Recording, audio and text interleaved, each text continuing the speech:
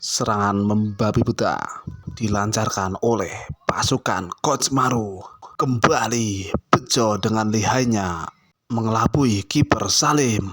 Perlahan RT3 mulai menyusul ketertinggalannya menjadi 5-3. Sedikit demi sedikit RT3 mulai menemukan ritme permainan sesungguhnya.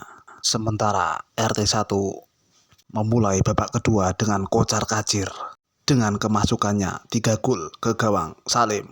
Mungkin karena keluargen mangan mie ayam. Kembali peluang dari Bejo. One on one dengan kiper. Dengan cerdiknya Bejo mencip bola melewati sang kiper dan gol. Skor pun berubah menjadi 5-4. Kini Bejo menempel ketat dalam perburuan top skor sementara dengan 3 golnya. Super Bejo. Peluang masih terbuka lebar untuk RT3.